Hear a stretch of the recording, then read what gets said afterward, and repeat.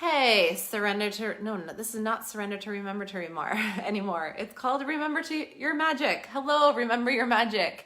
My name's Hollis. For those of you who don't know me, I'm the founder and creator of this group, and I literally only have 10 minutes, but I felt like this was a really important pressing topic that I wanted to address quickly because I've met with a couple people this week who have basically went through a bad trip.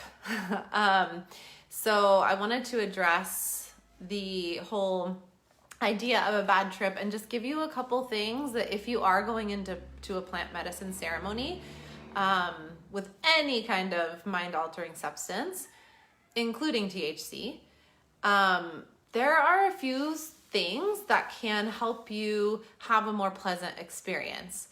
So first and foremost, I want to say there's not really any such thing as a bad trip. It's just our perception of it.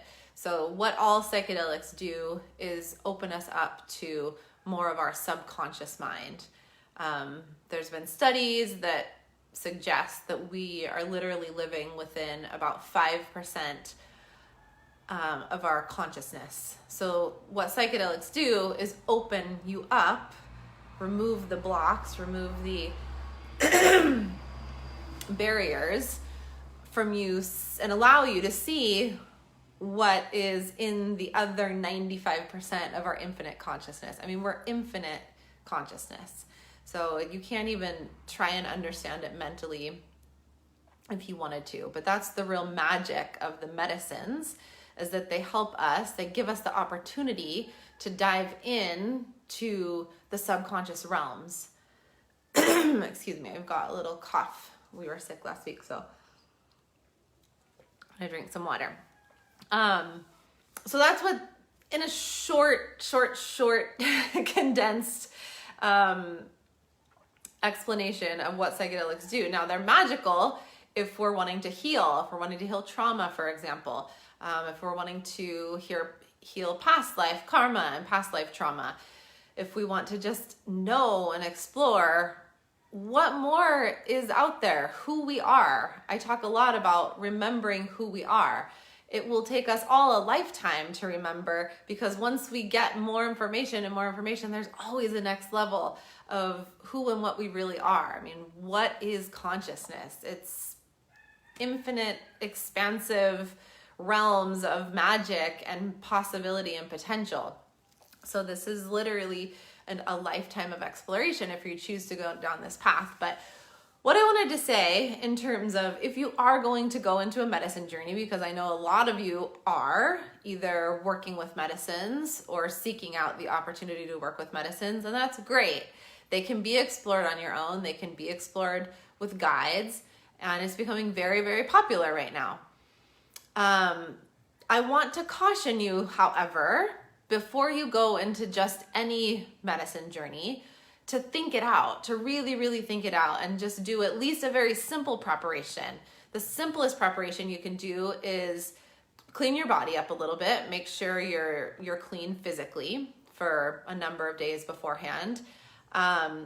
Do intentions, set your intentions. Don't go into this blindly, because if you go into it blindly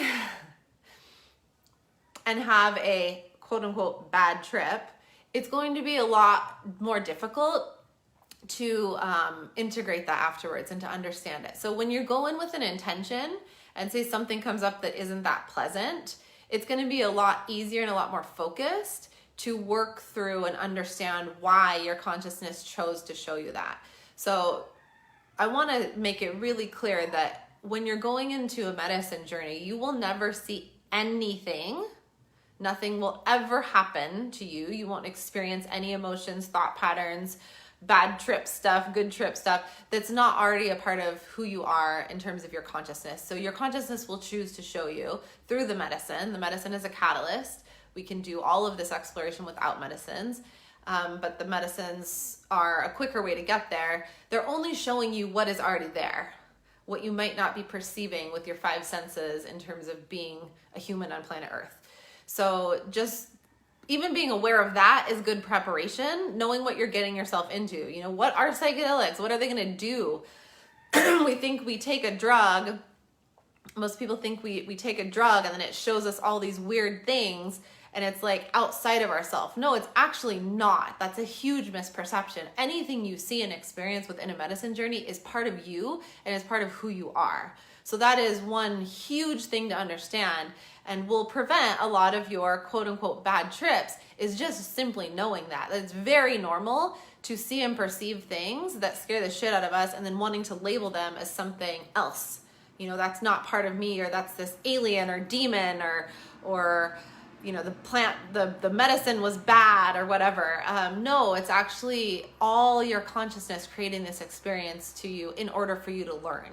So proper preparation, diet, having a conversation with someone. Safety is of the utmost importance, especially if you're someone who has experienced trauma or who already has a story of unworthiness or not feeling safe in your body or in this life. You have to feel safe within this setting. It's called set and setting in the psychedelic therapy field. We call it set and setting, right? So who are you taking the medicine with? Who's your guide? What's the actual setup? Do you know how to go to the bathroom? Do you know how to ask for help? Are there going to be people there who you can call on, who you can give you support should you start to go into a really heavy experience? I do not recommend to anyone, and everyone's on their own journey. So this is just my personal opinion, having worked with a lot of people, my own traumas for one thing, and having been in many different situations taking medicine. And now working with people going through their own journeys and using the medicines in a very directed healing way, right? With intention and with a lot of focus and importance on set and setting. I do not recommend that people just go to whatever ceremony with whoever, with as many people as there are available. That may, and I hope it is, a very, very pleasant experience for you. But when we're dealing with medicines that, you know, like ayahuasca has a tremendous way to bring up heavy, really deeply buried emotions and deep buried traumas. So if you're in a situation with 30 other people and you can't get help and you start to go into some experience that is terrifying, that's not a safe experience, and you can actually be re-traumatized. I'm not saying that to scare you, because even one-on-one, we can sometimes be re-traumatized for a moment with the medicine and what we experience in a medicine journey. And that's where the integration of the experience afterwards comes in an extremely important way.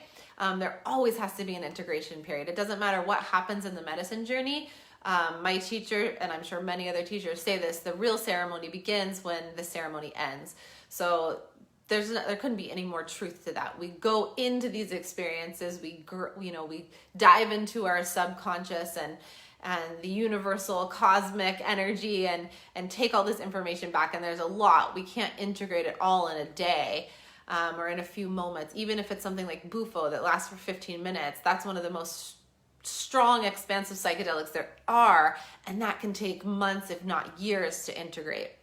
So the integration is really what it's all about, because we go there to extract information, to extract answers, to get good insight into what we can't necessarily see in the 5% of consciousness that we're dealing with our five senses on a daily basis. And then when we come out of that journey, that's when we can start picking it apart and allowing it to, help us change our behavior, help us approach a life situation in a different way, help us find more ways of communication so that we can reach that state of unconditional love with our loved ones. Help us set boundaries when you see how powerful you are, like have an experience of that you are oneness, that you are everything that exists. We're not meant to be living that reality here on planet Earth in every second moment. That would be super boring. We came here to have these experiences of duality and all the emotional, levels that exist. So, but when you get the experience of what what you really are. You're made of unconditional love. You're made of infinite consciousness. How can you start to ground more of that into your life to, be a better person, be more compassionate, be more loving, be more understanding, create the life of your dreams, the life of your wildest dreams.